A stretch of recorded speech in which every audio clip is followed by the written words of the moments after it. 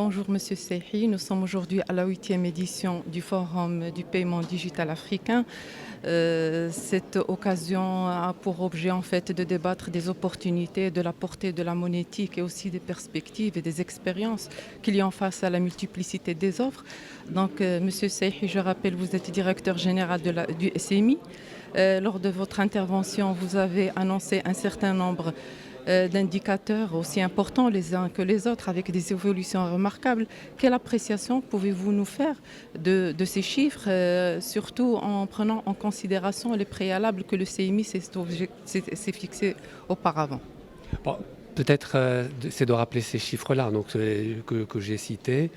Le premier indicateur, c'est que nous avons au Maroc 20 millions de cartes en circulation, de cartes bancaires. Et nous avons, on va dire, entre 7 et 8 millions de wallets en circulation. Donc ça, c'est le chiffre, les premiers chiffres. Les deuxièmes que j'ai donnés, c'est en termes d'utilisation. Donc j'ai dit qu'au Maroc, nous avons en moyenne 2,5 millions sur les 20 millions qui sont utilisés par mois. Donc ça veut dire qu'il y a 12%, 12,5% de ces cartes qui sont utilisées tous les mois, ce qui n'est pas un bon ratio. Et donc le défi que nous avons en tant que CMI, mais pas que le CMI, c'est de faire en sorte que ce taux-là progresse d'année sur année. La bonne nouvelle, c'est qu'on est en progression de 16%, ce qui peut nous réjouir. La mauvaise nouvelle, et soyons honnêtes, c'est que ça reste largement au-dessus de nos ambitions. Encore une fois, des ambitions du CMI, mais de l'ensemble de la place. Le cash, malheureusement, garde encore une place prépondérante dans les différents échanges. Et justement, quelles sont les priorités stratégiques du CMI dans un contexte en mouvance continue, empreint d'innovation? Encore une fois, nous sommes dans le domaine depuis 40 ans. Donc nous avons appris, on va dire, à adapter la technologie d'année sur année. Donc nous sommes fiers du fait que nous offrons aujourd'hui à la place marocaine une infrastructure qui permet à ces on va dire 20 millions de porteurs de cartes de réaliser leurs transactions n'importe où au Maroc et anytime, n'importe quel moment. Nous sommes fiers aussi d'avoir offert à l'ensemble des usagers marocains une plateforme qui leur permet de payer et d'honorer leurs factures d'eau, d'électricité, de téléphone, de frais de scolarité, etc. À n'importe quel moment de la journée, de la semaine, et ainsi de suite. Mais en ayant fait ça, ok, on a fait un parcours, mais il reste encore beaucoup de choses à faire, d'où le projet SoftPOS qui va nous permettre d'élargir le périmètre d'acceptation et d'aller encore vers des commerçants qui aujourd'hui ne bénéficient pas encore de nos services. D'accord. Vous avez également parlé d'un montant d'investissement de 70 à 75 millions de dirhams par an. Est-ce que vous pouvez nous dire comment se décline votre investissement? Alors, comme je l'ai dit tout à l'heure, une bonne partie va dans l'élargissement du réseau d'acceptation, c'est-à-dire équiper nos commerçants par ce que j'appelle moi des points d'acceptation des TPE, mais pas que. Quand vous payez sur un site e-commerce, il n'y a pas de TPE, vous payez directement sur le site, mais derrière, il y a de la technologie CMI qui vous permet de faire la transaction.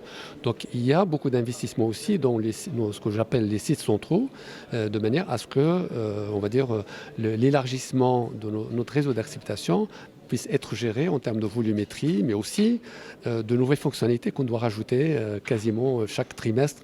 Il y a de nouvelles fonctionnalités qu'on offre à nos clients. Donc il y a ces deux contraintes en fait. Élargir le réseau d'acceptation, mais investir aussi dans le système centraux pour enrichir les fonctionnalités. D'accord. L'un des objectifs de la FinTech, c'est aussi la réduction du cash. Or, on observe une certaine résistance. D'après vous, est-ce que c'est dû à des éléments culturels? Pourquoi cette résistance justement au changement? Alors, il faut savoir que la résistance au changement est une caractéristique humaine. Il ne faut pas s'en offusquer. Et c'est pour ça que j'ai parlé tout à l'heure de la force qui arrive, qui est la démographie. Donc la grande force de changement, c'est nos jeunes. Donc nous avons utilisé la technologie mieux et plus que nos parents, nos enfants vont utiliser la technologie mieux et beaucoup plus que nous. Donc il faut accepter cette réalité. Maintenant, voilà, nous, on est là, encore une fois, pour accompagner notre génération et la génération qui vient.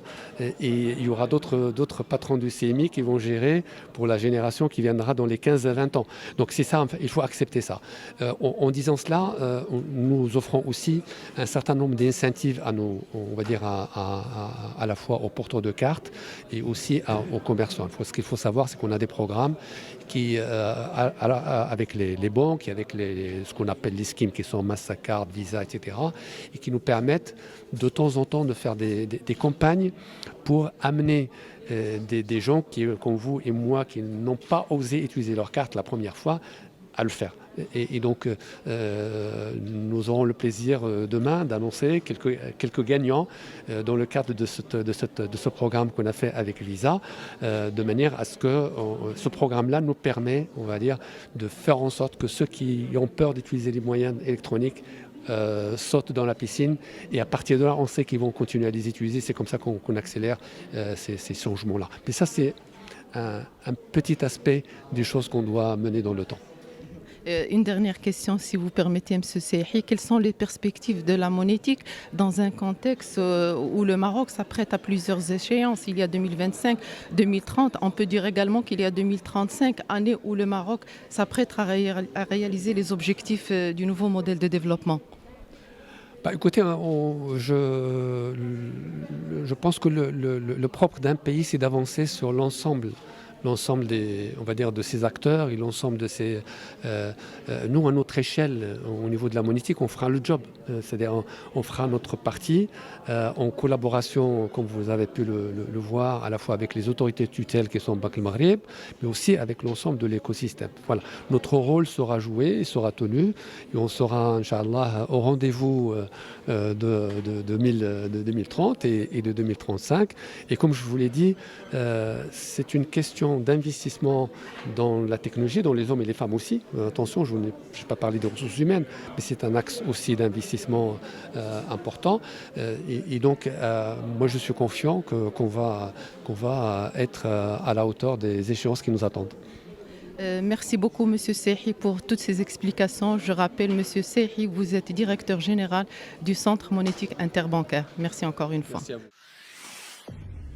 Pour suivre toute l'actualité d'EcoActu.ma, inscrivez-vous sur notre chaîne YouTube et rejoignez notre communauté sur Facebook et sur les autres réseaux sociaux.